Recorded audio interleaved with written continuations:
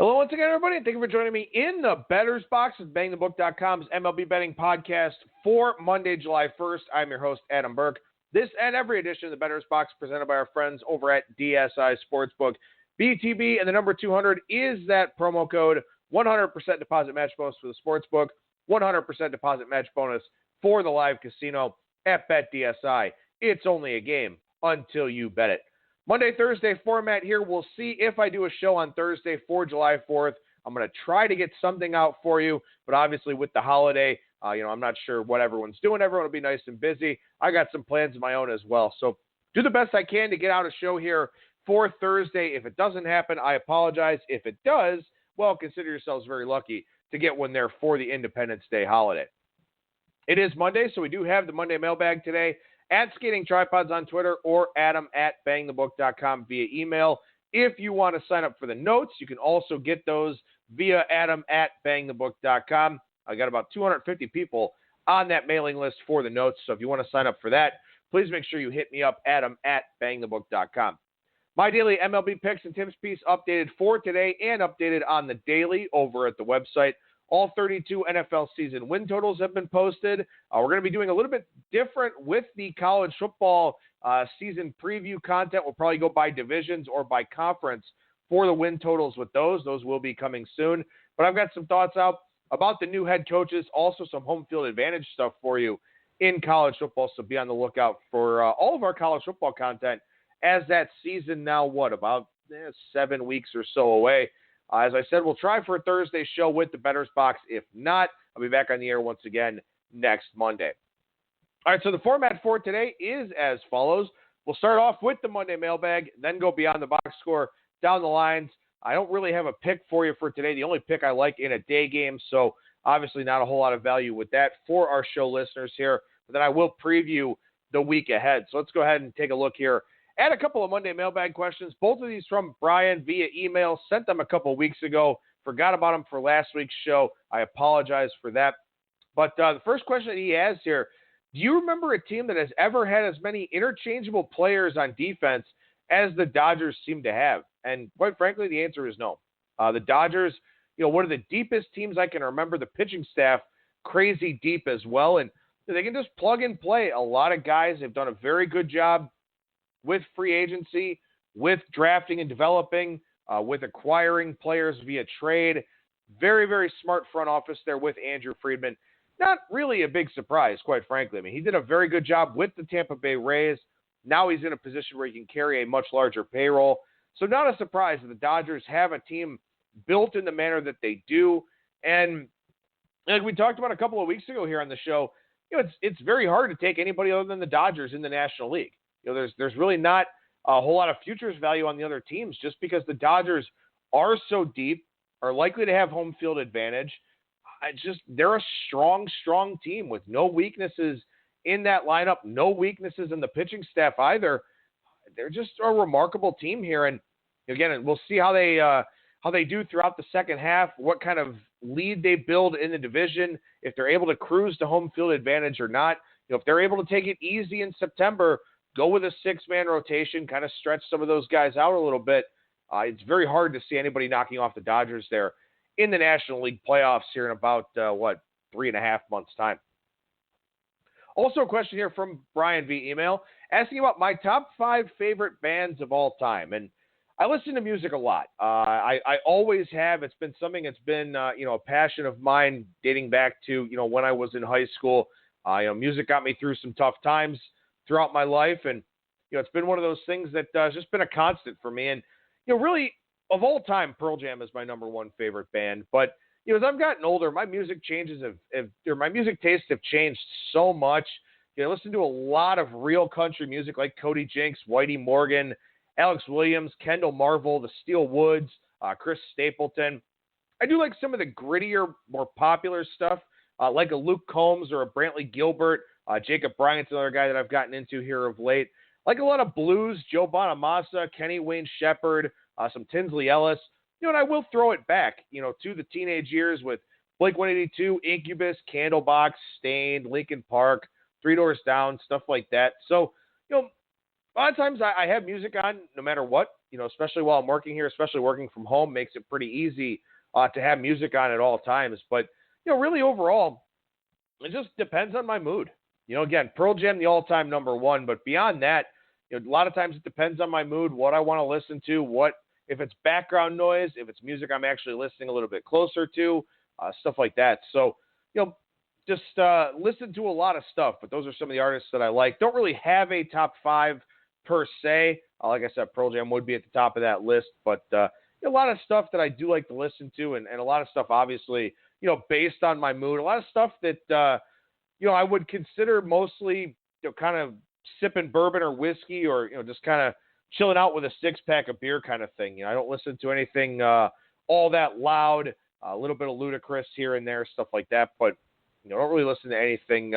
I guess my music tastes kind of have a get off my lawn element to them. But, Brian, appreciate the questions. And, if anyone likes those music recommendations, let me know on Twitter at Skating Tripods, or, of course, you can hit me up via email. All right, so let's go beyond the box score here, and let's start by talking about life. And let's start by talking about the summertime. This week, July 4th on Thursday, a lot of people probably have Friday off as well, or maybe they've taken a vacation day for it. Speaking of vacations, a lot of people doing that. You're shuttling the kids around everywhere. You're spending time with your significant other, getting out of town, all kinds of stuff. And, this past weekend, I went brewery hopping with a buddy. We went down to Southern Ohio, hit up a few breweries. This weekend, I've got a wedding going on. It's not mine. Obviously, mine was back in August 2017. Maybe a trip or two here or there before the big push for football starts. But a lot of people are in this boat. A lot of people doing a lot of things on the weekends, taking those vacations. Kids have games and all that kind of stuff.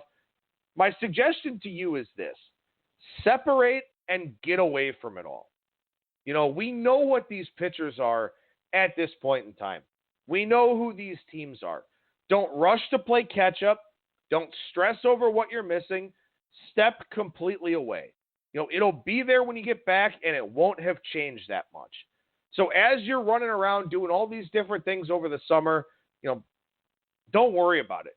Keep the at-bat app closed. Don't even look at Twitter. Don't even worry about any of it. Obviously when you get back, you want to know who's hurt and who's not. But beyond that, not much changes at this point in time. We're halfway through the Major League Baseball season. So there's really not a whole lot that you can, that you're going to miss. You might miss minor league call-ups or something like that, but don't worry about those things. Step completely away, especially if you're somebody who's been doing the grind day after day after day. Make it a point to do that because you will burn yourself out. And burnout has been a real thing for me, especially with the season that I'm having here so far. With the big push in the month of March to get all the preseason stuff out. It's hard for me to step completely away because I've got people that look to me for the article, look to me for the podcast, all that kind of thing. And also, it's my job. This isn't your job, and for the vast majority of listeners, it isn't. Don't be afraid to just step away from it all.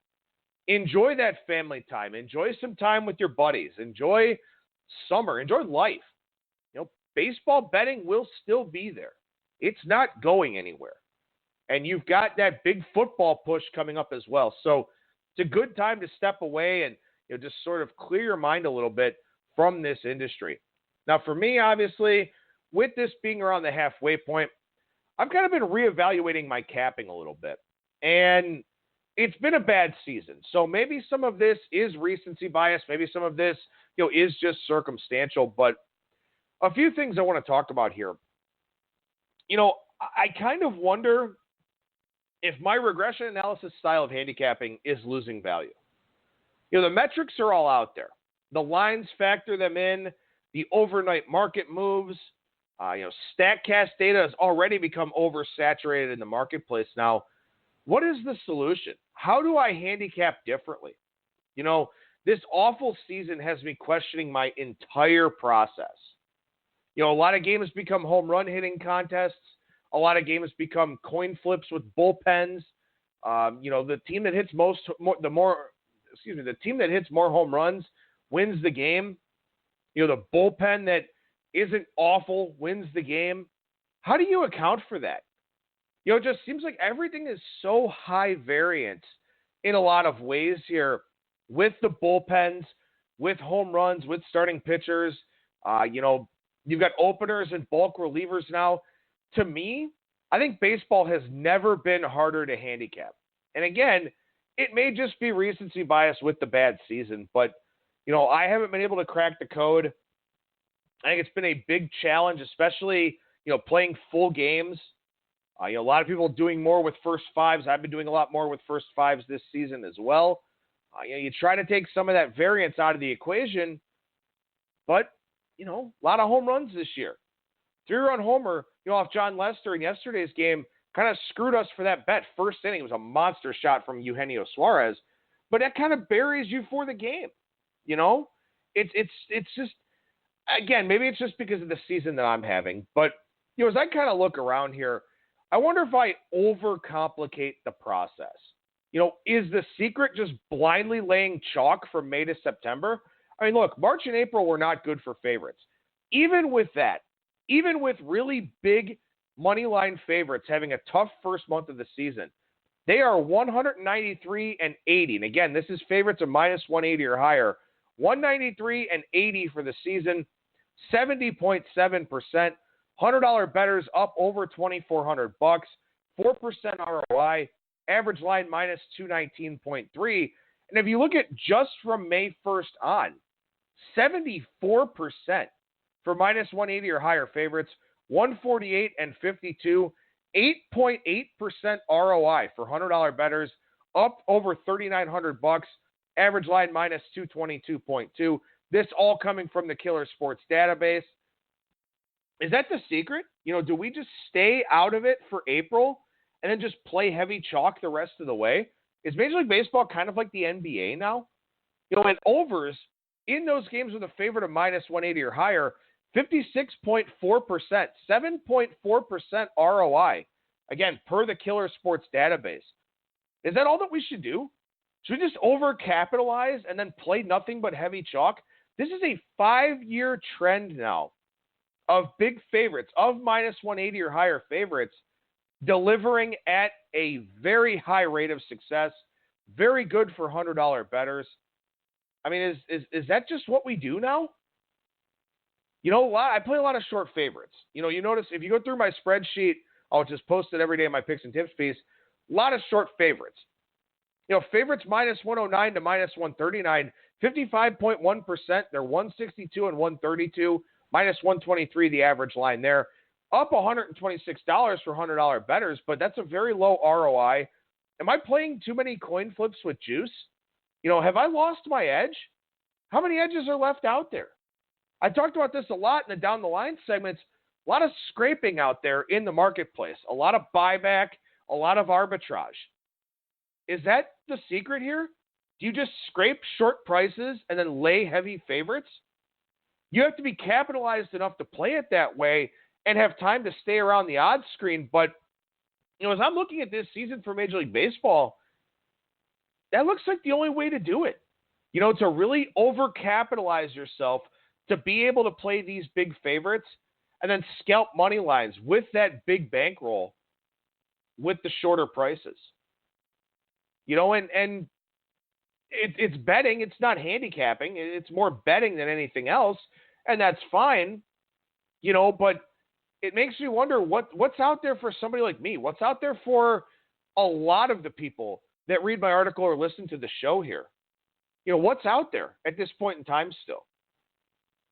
I guess you could play a lot of first fives and look to play your edges that way, play some first 5 run lines and stuff like that. But, man, the Major League Baseball market, it looks different this year to me.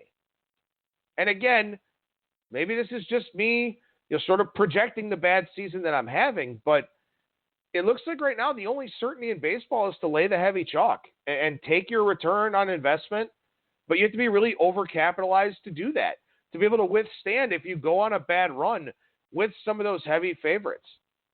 So it's just been a frustrating season to say the least, and I don't know if it gets easier next year. The baseball, they change it every year now. We saw that big home run explosion in 17, came down in 18, now it's back up in 19.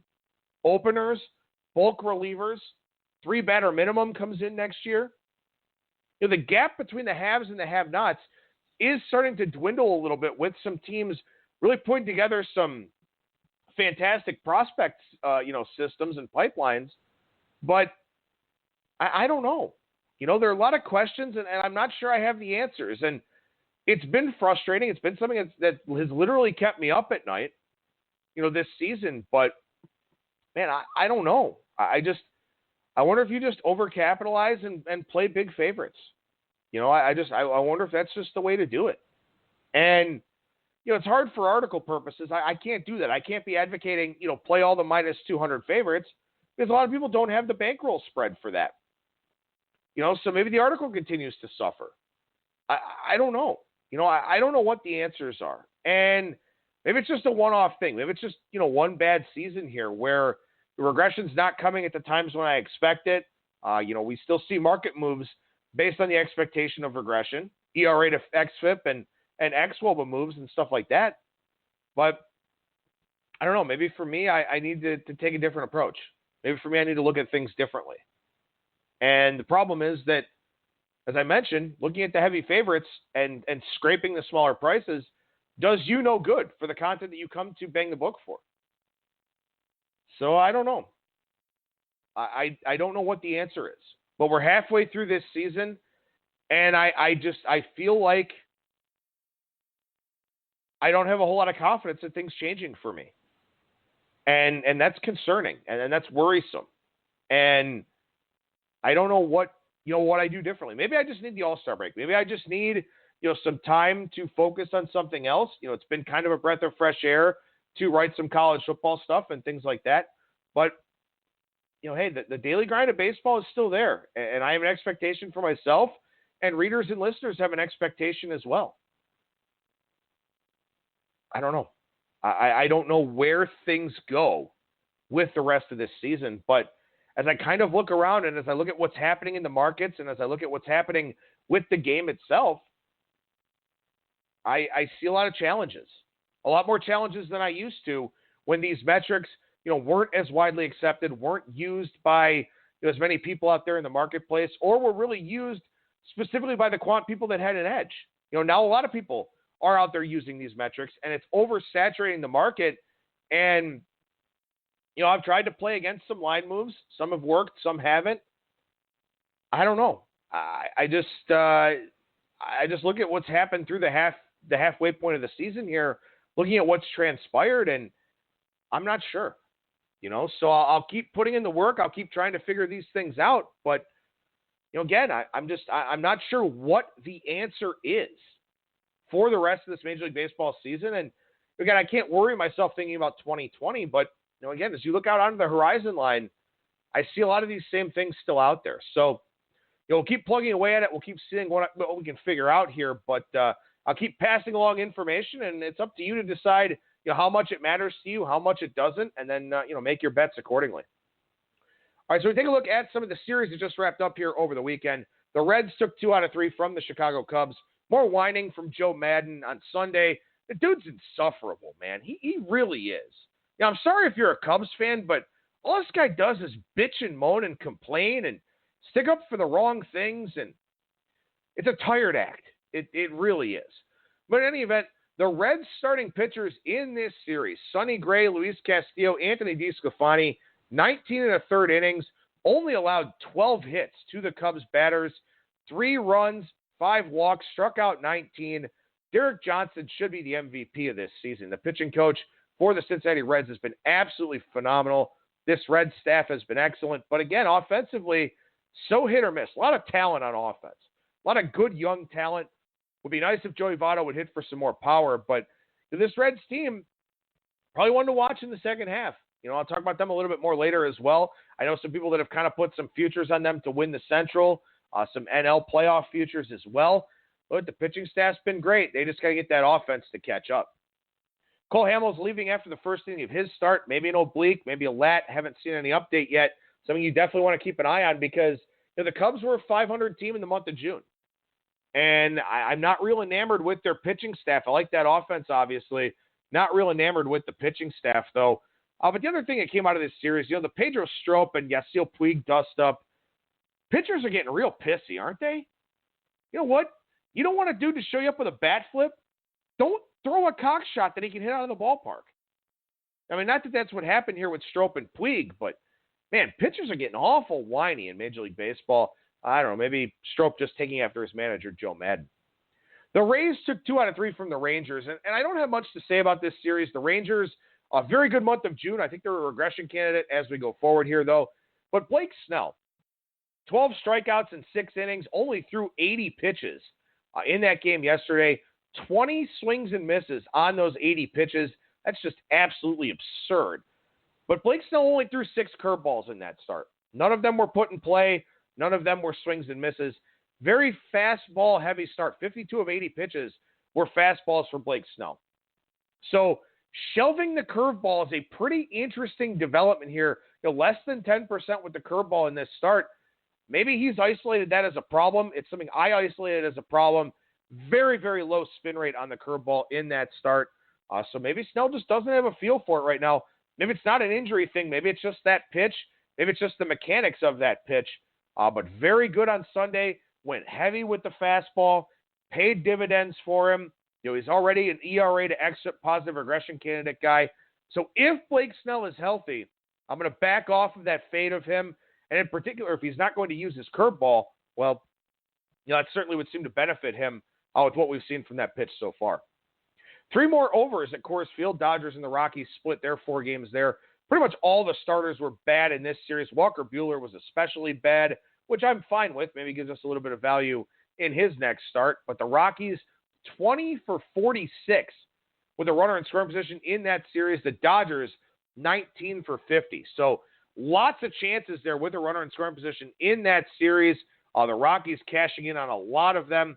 Dodgers cashing in on fewer of them. That's why the Rockies able to come away with a split there in that series. But, man, you got to be nuts at this point in time to bet an under at Coors Field. All right, some news and notes from the month of June here. Kind of looking for some positive or negative regression candidates as we head on into the month of July. The Braves did fall about 16 points in weighted on base average late in the month. Still led all of baseball at 364, but they did regress as the market kind of expected them to. Yankees were second, 361. Red Sox third, 343. Padres fourth, 342. Dodgers and the Pirates, interestingly enough, tied for fifth at 341 in WOBA. The Cardinals, worst offensive team in baseball in weighted on base average in the month of June at 277. Tigers 286. Royals 292. Giants 298. And the Tampa Bay Rays down there at 300. I had a lot of concerns and skepticism about the Rays coming into the season. That ground ball heavy approach, 241 average, 305 on base, 395 slugging. They did not draw a whole lot of walks either. I think teams aren't worried about pitching to them. I think if teams are just going to let them play their contact game and see what happens, they're not going to issue those walks. So the Rays don't draw a lot of walks here in the month of June and struggle offensively as a result. From a BABIP standpoint, top team, the Red Sox, 347, Rockies, 343, Yankees, 334, Pirates, 330, Marlins, 327. Would expect offensive regression from both the Pirates and the Marlins. I'm hoping to get a line for the second half where I can buy out of my Pirates season win total because I just don't expect a whole lot from them in the second half.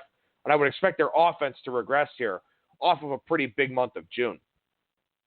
The Cardinals brought up the rear at 272, Phillies 273, Astros, interestingly enough, 275, Nationals 278, A's 281. Cardinals offense with a 69 WRC plus in June, worst in baseball by a pretty decent margin. The Phillies regressed. I expected that. Wish I would have played against them a little bit more here. I would expect the Astros and the Nationals offenses to improve from a BABIP standpoint, which generally means more chances to score runs. They were both pretty good in the month of June anyway. I would expect Astros and Nationals overs to be a pretty good bet here in the month of July. Now let's look at pitcher left on base percentage. The Rangers, number one at 77%. They are a clear fade team to me heading into the month of July. Reds, 76.7%. Astros, 76.1%. Nationals, 75.1%. Indians, 75%. The bottom teams in left on base percentage, the Pirates at the Padres at 64.5%, Orioles 65.3%, Mets 66.3, Mariners 67.8, Rockies 68, Brewers and Tigers 68.4. So some teams there that had no success in the left on base percentage department could be a little bit better here in the month of July. In particular, looking at the Brewers, who I think they'll play some more unders here next month, probably play a little bit better overall as well. As far as June records go, the Braves were 20-8, Dodgers 18-10, Rangers 18-11. Once again, they're a fade team for me. Nationals 18-8, A's 17-11, Indians and Yankees 17-9. The Tigers 5-20, Orioles 6-20, Blue Jays 10-17, Royals 10-17, Mets 10-18. The Phillies were 11-16. They could bottom out in the month of July as well. They had a 22.9% home run to fly ball percentage against. So not much command, not much offense. Can't figure out the top of the order. Looks like the Phillies probably in line to continue their struggles here in July and maybe on into August as well. Let's look at some Pythagorean win-loss outliers here. We do see some line moves on these out there in the marketplace. The White Sox are +5 in Pythagorean win-loss record. Again, that's by run differential. Their 39-42 team should be 34-47. Yankees are +4 at 58-20 or 54-28 should be 50-32. And also the Giants +4, 36-47, playing more like a 32-51 team. The Royals -7 in Pythagorean win-loss, 29-55 on the year. Should be more like 36-48. Bad bullpen. Not a great starting rotation either, so that kind of explains that. Reds -7 as well. They're 38-43, playing more like a 45-36 team. Talk about them here in a couple of minutes once again. Then the Diamondbacks -4 in Pythagorean win-loss. They're a 500 team at 43-43, but their run differential suggests 47-39. Now, as we look at base runs, this over at Fangraphs, a context-neutral standings metric. So what that means is it takes all of the individual outcomes offensively and on the pitching side, puts them together, spits them out with sequencing taken out of the equation, and spits out a record. So, again, the example I always give, single, home run, strikeout is 3 runs. Home run, single, strikeout is 1 run. Same 6 outcomes, different sequencing. 1 is 3 runs, 1 is 1 run. So what base runs does, takes context out of it. So if it's a single, it doesn't discriminate if there's 2 runners on base or 0 runs on base. It's just looking at outcomes and how teams have potentially gotten lucky in their high leverage situations or unlucky in their high leverage situations. The Yankees, number 1, they are overachieving by 7 games, according to base runs, a 105 run differential, more like 59 with the base runs metric, with that context neutral standings metric put into play. They are overachieving by 0.4 runs per game, according to base runs. So that's something to watch as you go throughout the rest of the season here. The Phillies overachieving by 7 games. According to base runs, the Phillies should be 10 games under 500. So once again, they are a fade team. White Sox are +6 in base runs. Indians +5 in base runs. They have a 0 run differential, but they're 7 games over 500. So base runs, not a big fan of them. Giants +4. Their offense should actually be worse, according to base runs. The Rays, -7 in base runs here. They should be 32 runs better in run differential. They should be better on the offensive side and the defensive side. But here so far, not a whole lot of good sequencing luck for the Tampa Bay Rays. Royals -7 in base runs. Bad luck for them as well. The Reds, -5 in base runs. They are a +39 run differential team. Base runs has them at +22, so maybe they've gotten a little bit lucky on the pitching side, but still, they should have a winning record with that positive run differential. Red Sox are -4. They had some bad luck early on in the season. Diamondbacks -4 as well. And finally, the Mariners, with their pitching bad luck, they should be more like a -32 run differential team. Instead, they're -65 because they've given up a lot of runs in those high leverage situations. So they are -4. And again, we will see some line moves on these teams as we go throughout the season here. Those teams that should be in line for positive regression and those that should be in line for the negative regression. All right, so go down the lines. Look at some line moves here dating back to Friday. Saw some money on Mike Clevenger in just his fourth start of the season. Did not pitch well. We cashed the Orioles' first 5 in that one. So the Clevenger money was a loser in that game. Big time move in the Royals and Blue Jays game. The money on the Blue Jays was a winner there in that one. Saw some Cole Hamels money against Sonny Gray. Again, very interesting to see that the Reds are a big Pythagorean win-loss, positive regression candidate. Same thing with base runs, but that was a straight fade of Sonny Gray there in that one. Gray, of course, did wind up pitching very, very well. Money came in against Yanni Chirinos on Friday in the Tampa Bay Rays. He's a big xWOBA regression guy, big ERA to xFIP guy. The market fades him. The market cashes a ticket there in that one. We saw money on the Mets and Jacob deGrom against the Braves. A little bit of a fade of the Braves and their offensive numbers in June, as I mentioned. But the Braves did come away with the victory there in that one. Move on to Saturday here. We saw some shenanigans with the London games between the Red Sox and the Yankees. That total on Saturday went up from 10.5 to 11.5. And obviously by Sunday, the total 14.5, touching 15 in some shops. And of course, both of those games going well over the total. Saw some very heavy Blue Jays money on Saturday as well against Homer Bailey. The Blue Jays took money in all 4 games of this series and some pretty substantial money at that. Now, I don't like the Blue Jays at all. I think they're a very bad team. Obviously, the market thinks that the Royals are the worst team in baseball, or at least very close to it, with Baltimore, with Toronto taking a lot of money here in this series. I was surprised to see that, but for the most part here, that Toronto money has paid off. Saw a fade of Julio Teheran against the Mets on Saturday. That was Steven Matz going for the Mets in that one, and that one made sense. Teheran, 8 really good starts, followed by 2 pretty poor starts. Market looking to continue to fade him. Not a big surprise there with that one. We also saw money on Saturday against Jordan Yamamoto of the Marlins against the Phillies. Marlins come away with another win there in that one. The market's been against Yamamoto each of his last 2 starts. Would expect this trend to continue, but I think at home, with his stuff, he's probably worth buying, especially if the market fades him. So kind of wait his lines out a little bit, see if you can get some better prices out there in the marketplace. Saw a fade of Luis Castillo on Saturday. Again, Cubs money coming in against the Reds in that one. The Cubs did win that game, but Castillo pitched really, really well. So money against him, but he wasn't the reason that the Reds lost that one. Very heavy Brandon Woodruff steam on Saturday. That was the Brewers against Jordan Lyles and the Pirates. Money comes in against Jordan Lyles basically every time he takes the mound. That's not a big surprise. That was the case there once again in that one. We did see some Justin Verlander money hit the board against the Mariners. Mariners were very competitive there. They did a little bit of damage against Verlander, scratched out some runs against the bullpen as well.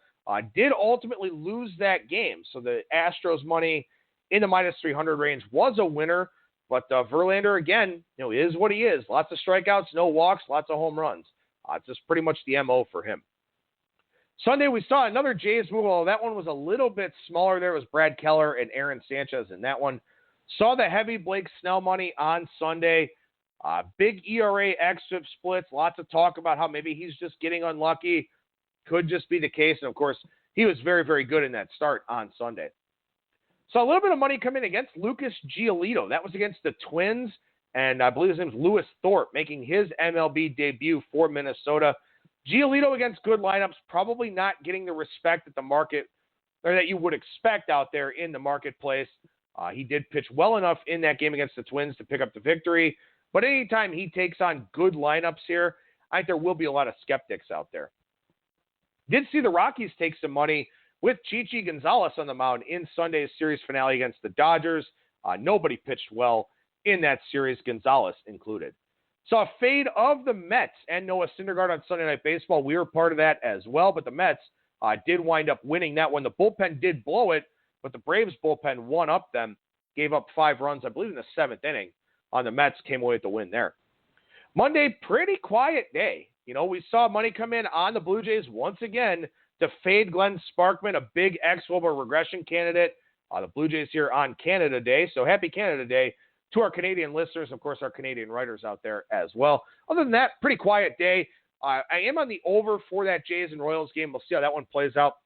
The other thing that was closest to a play for me was the Giants tonight with a big underdog number. That's Jeff Samardzija against Logan Allen. Logan Allen probably overachieving a little bit here. Samardzija against a right-handed heavy lineup, but not really a whole lot that I love on today's 6-game card. All right, so what am I looking at here for the week ahead? Well, let's take a look at this Cubs and Pirates series. Again, very marginal month of June for the Chicago Cubs. The Pirates offense did get going. You've got Adbert Alzolay and Trevor Williams here tonight. Kyle Hendricks, who will be limited to 75 pitches tomorrow against Joe Musgrove. Yu Darvish on Wednesday. Looks like Chris Archer going to be skipped with a hip injury there, so we'll see who the Pirates wind up putting up in that game. And Jose Quintana, Jordan Lyles on Thursday. Expect the Jordan Lyles fade on Thursday, as we oftentimes see with him starting. The Pirates could hang in there. You know, the Cubs, good job offensively in the month of June for the most part. Not a great job on the pitching side. Very pedestrian month for them. The Pirates are kind of in the last stand mode here a little bit. Could have some interesting trade candidates in the month of July. They got to do something to get back in this race. We'll see if they hang in there in this series. The Brewers and the Reds meeting once again. Adrian Hauser, Tyler Mahle on Monday. On Monday. Chase Anderson, Tanner Roark on Tuesday. Ulyss Chacin, Sonny Gray Wednesday. Brandon Woodruff, Luis Castillo on Thursday. Good one there in the getaway day game. Hauser, the opener for tonight's game. Probably going to go 2 innings at most. Maybe get pushed into a third. Lots of bullpen strain likely in the first 3 games here, though, for the Brewers. Hauser's an opener. Chase Anderson doesn't work deep into games. Ulyss Chacin has not been very good. Keep an eye out for that because Brandon Woodruff was extended in his last start here for the Brewers. Maybe he kind of exits a little bit early on Thursday or gets pushed a little bit too far. We'll see how Thursday sets up. Could be a play on the Reds there, but you'll want to wait that line out because Woodruff takes money and Castillo has been a little bit of a fade guy. Orioles and the Rays. Haven't talked much about the Orioles here, but you've got Tom Eshelman and Ryan Stanek tonight. That'll be Ryan Yarborough in a bulk relief role for the Rays. Dylan Bundy, Charlie Morton on Tuesday. John Means, Yanni Chirinos on Wednesday. I kind of like the Orioles series price here. The Rays have only had 1 day off since June 3rd. They played a doubleheader that week, played an 18-inning game against the Twins, had a trip out west. They've got the Yankees on deck this weekend for a 4-game series down at the Trop. Obviously a big series going into the All-Star break. Could this be a flat spot series for Tampa Bay here? I think it's possible. I think Orioles plus 1.5. I think Orioles for the series.